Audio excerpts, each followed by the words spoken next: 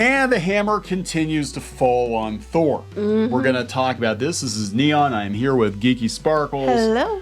Thor 4 is not doing very well at the box office. In its third week, it has had a massive drop-off. We've talked about it before. It had massive drop-off after the first week. After the first week, it had one of the worst. And it's not doing well overseas. And, now Disney did announce a ton of new Marvel movies at San Diego Comic-Con. Shows, yeah. Most of them are pretty meh. There are a couple they'll give a chance to, maybe, but a lot of articles being written about people basically being over the MCU. Articles out there talking about how the MCU doesn't even make sense anymore. The multiverse stuff is just confusing as hell. What's this cash grab? It's a cash grab, and we're going to double down on the multiverse. That was what they're announcing, is a bunch of multiverse movies, ending with Secret Wars and Kang, and some people thinking they might actually just reboot the MCU after Phase 6. Oh, because it works in comics. We'll just do it for the movies, We'll too. just do it for the movies, They too. did it for Spider-Man how many times? Yeah, but the thing is, then they can recast everybody, and they can get Tony Stark and Steve Rogers back, and they can get younger, cheaper actors to play them. It's not going to work. It's not going to work. But, Disney's going to keep milking this thing as long as people are willing to go. But it does seem that people are... We killed that cow. Let's go get a new one. Yeah, now we're going to turn it into beef jerky. Anyway, let's talk about the drop-off, continued drop-off of Thor. Before we get into it any further, please subscribe for more pop culture news, views, and rants, guys. Over 273,000 subs. Woo! Thank you for the support. We do talk about pop culture, talk about comics, talk about Disney, talk about the MCU, and, for us, it seemed like the MCU after Endgame was pretty much over, except for Spider-Man. I thought was pretty good, but Doctor Strange... I think it's not just us. I think for many people. Yeah. And by the box office takes, it seems like that's the case. Yeah, because, phases 1 through 3, and people brought this up in some other articles I was reading. They were like, there actually was a focus, and it was accessible. And a plan?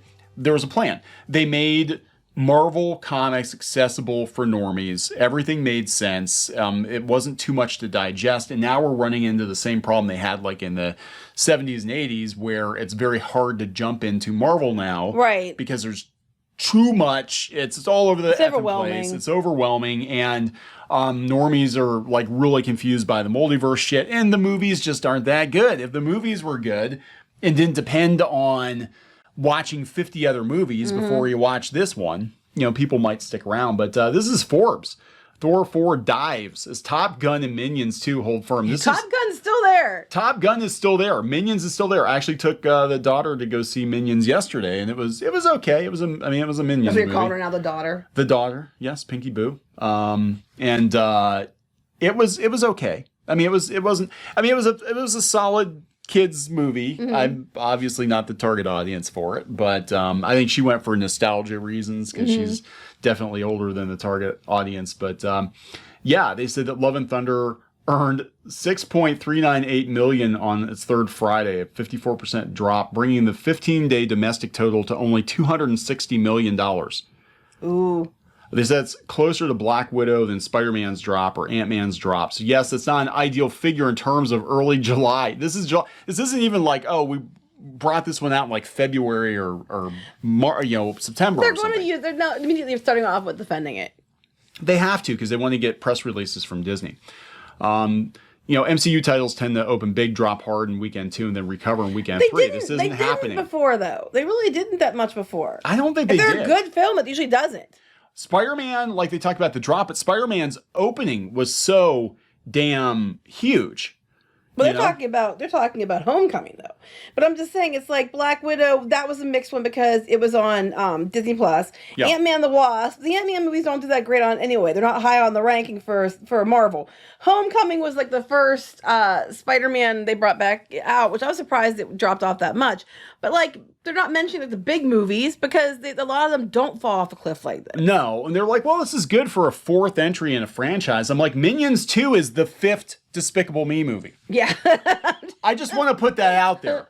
Minions 2 is the 5th Despicable Me movie. I'm just saying, if you're going to use that logic, that like, well, it still did pretty good for being the 4th movie in the franchise, then explain why the 5th movie in the franchise is one of the biggest animated movies of all time.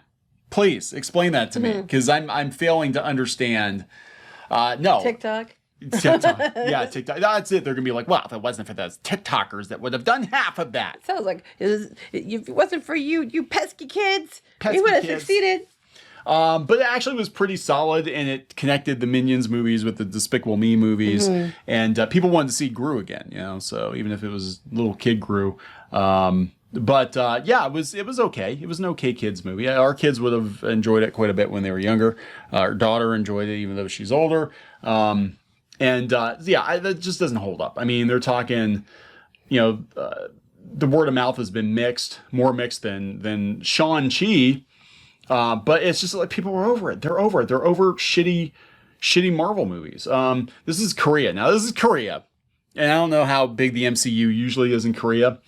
But they're like, Alienoid beats Minions as Thor crumbles at the Korean box office. I'll tell you what, I would watch Alienoid over the other ones anyway. That sounds like an early 80s arcade game. Well, one I like, knockoff. I like K shows, dramas, movies, that kind of stuff.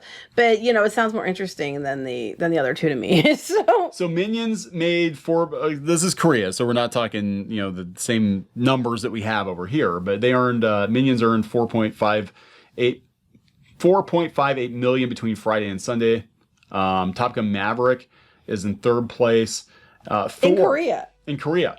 Thor, which is it's a flag waving patriotic American movie with traditional Hollywood sensibilities and you know, a male lead, and it's doing pretty good. Thor: Love and Thunder fell from second place to fifth. It only earned $593,000 in its third weekend. It's not, I mean, 82% down in Korea. 82%. I don't know. I just don't think that people like this movie. No, and it's making people question Phase 4, which I guess are wrapping up this year, but they announced a bunch of shit for 5 and 6, and honestly, most of it looks boring as hell. The only payoff that there might be, and I did a video about it yesterday, is Secret Wars. But I'm like, who the hell is even going to be left? You know, who's going to care? By the time we're talking the ones they're pushing now. The new ones they're pushing in. That's who's going to be left. Yeah, it's going to be all replacements. Replacement characters. It's going to be all the gender-bent versions of the characters you knew. And by the time we get there, we're talking 3 years. We've seen the interest in the MCU decline just in the last couple of movies. We're talking 3 years out. Is anybody going to give a shit in 3 years about I don't Secret think Wars? so. Not the way the numbers keep dropping. I mean, we saw the Eternals dropped, you know, Thor: Love and Thunder dropped. The other one that did even good at all was Spider-Man, and it kicked ass, but it was mostly Sony. It was mostly Sony, and that was another, you know, crowd-pleasing movie. Let's get all three Spider-Men together into one movie. There's no guarantee that they'd be able to pull that off again. I don't think they'd be able to. You know? No. So anyway, it is what it is. It is what it is. So we're gonna watch this. We're gonna watch not the movie. No, the reaction to the movie. One of the few MCU movies we didn't bother going to the theater to see. So we'll catch it maybe someday. I don't know. We'll see. Anyway, we're gonna wrap this up. Yep. Please subscribe for more pop culture news, views, and rants, guys. We'll talk later. Bye.